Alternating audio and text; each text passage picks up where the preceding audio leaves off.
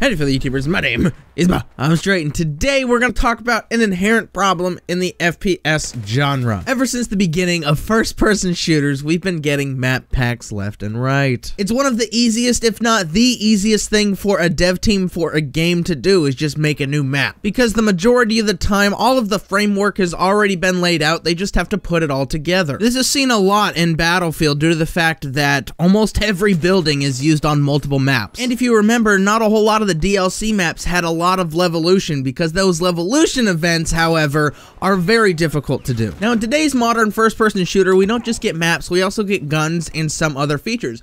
But because they make you pay for those, they have to be very weary about the features that they actually release for the people who bought that, because it could break the game for those who didn't buy it. So now they have an issue where every gadget that comes out after the base game is really stupid and almost useless in every situation. Now, weapons really aren't that big of an issue in Battlefield 4. Almost every weapon has its place. There is, however, one DLC weapon that everyone in the game tends to move towards, and that's the Deagle 44, and that's due to the fact that statistically it's the best pistol in the game. But that is not to say that every other pistol is bad. It has to do to the fact that that gun plays to the majority of players' playstyle. I do think out of all of the first-person shooters, Battlefield does the best when it comes to balancing their DLC weapons and making them feel useful versus those that didn't buy DLC. I do see a problem where people who bought that $15 DLC get those guns and see that those guns don't perform any better than any other gun in the game, even though that they paid actual money for it. Now let's talk about map packs, the bane of every first-person shooter's existence. This by far is the biggest problem with the current system that is in place now, where you have to buy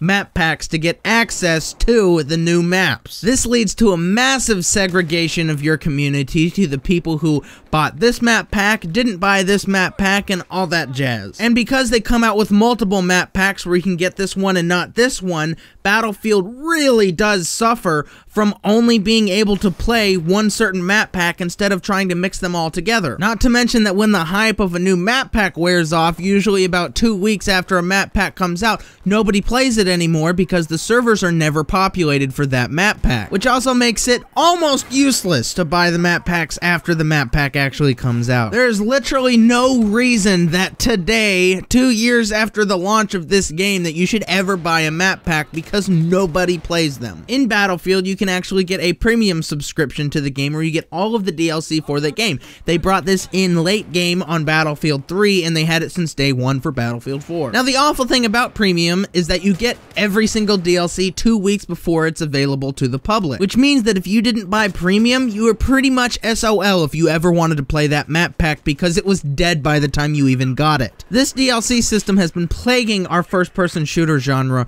for forever, and it's time for a change. Tom Clancy's Rainbow Six Siege has probably the best DLC system I've seen so far. That season pass is only $30, and it gives you access to the new operators 7 days before they become available to the public, and the public doesn't even have to buy them. They can buy them with in-game credits. Every single map is going to be free for this game, which, hallelujah, oh my gosh, they don't segregate the community. And for a glitch and lag-ridden game, they had better do everything that they can to keep their community as close to each other as possible. This is a giant step forward in the first-person shooter genre. It's a fantastic system. It doesn't force the DLC upon you. If you want to earn your DLC like a normal human being, you totally can. Now, a lot of people do not see the value in a season pass that doesn't get you maps, which that's totally fine. It's more of a pay-to-skip model than it is a forcing DLC upon you, buy this, buy this. In today's modern shooters, you're gonna have a very difficult time playing that game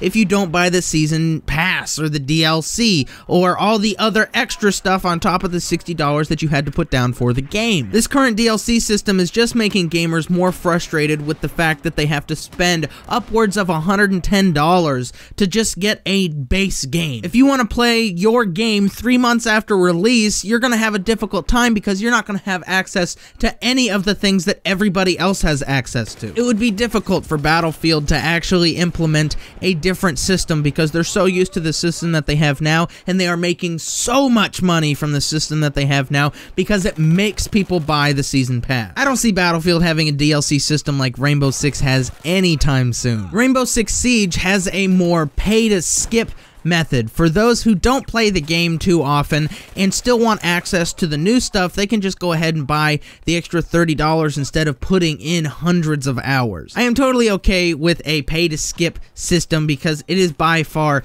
the best system that we have right now for DLC. But because Battlefield feels the need to actually force this DLC upon you and give you that incentive of you have to buy the premium pass to get all the DLC early, or else you're not going to be able to play it because nobody's going to be able to play it by the time it actually comes out. I could see a system implemented where every map was free, but you couldn't earn XP unless you had the season pass, which I think would totally be a fair system compared to the one that they have now, where you cannot even get access to them unless you pay an upfront fee to those maps that aren't even being played anymore, except on very rare occasions. I do think that if they were to implement something like that, it would be a giant step in the right direction. I would love to hear your stance on the current DLC situation, and if you would change it, and if you changed it, what would it be? Put that down in your comment section below. If you made it to this part of the video, please put the word nipple in your comment in the comment section below so that I know that you watched the video all the way to the end, and are the best viewer and subscriber ever. Thank you all for watching. Don't forget to like and subscribe to help me my channel out.